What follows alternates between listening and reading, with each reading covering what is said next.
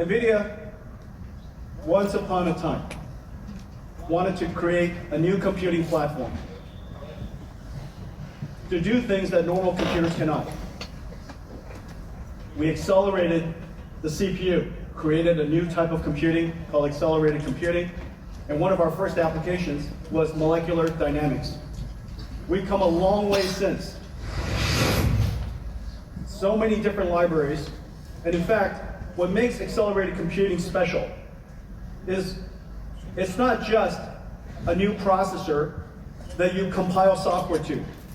You have to reformulate how you do computing. You have to reformulate your algorithm. And it turns out to be incredibly hard for people to reformulate software and algorithms to be highly parallelized. And so we created libraries to help each market, each domain of application become accelerated. Each one of these libraries opens up new opportunities for the developers, and it opens up new opportunities for growth for us and our ecosystem partners. Computational lithography, probably the single most important applications in semiconductor design today, runs in a factory at TSMC, Samsung, large semiconductor fabs.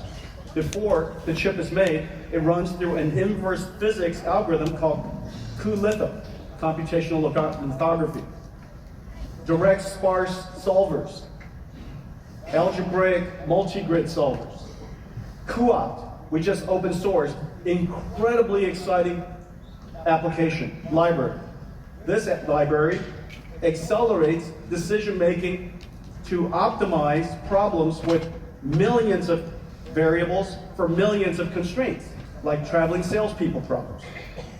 Warp, a Pythonic framework for expressing geometry and physics solvers, really important. cuDF, cuML, structured databases, data frames, classical machine learning algorithms. cuDF accelerates Spark, 0 lines of code change. cuML accelerates scikit-learn, 0 lines of code change. Dynamo and cuDNN. cuDNN is probably the single most important library NVIDIA has ever created. It accelerates the primitives of deep neural networks. And Dynamo is our brand new library that makes it possible to dispatch, orchestrate, distribute extremely complex inference workloads across an entire AI factory. Equivariance and cuTensor, tensor contraction algorithms. Equivariance is for neural networks that obey the laws of geometry, such as proteins, molecules. Ariel and Shiona, really important framework to enable AI to run 6G. Earth-2, our simulation environment for foundation models of weather and climate models. Kilometer square, incredibly high resolution. MONAI, our framework for medical imaging, incredibly popular. Parabricks, our solver for genomics analysis, incredibly successful. cuQuantum, CUDA-Q, I'll talk about in just a second, for quantum computing, and cuPyNumeric, acceleration for NumPy and SciPy. As you can see, these are just a few of the examples of libraries. There are 400 others.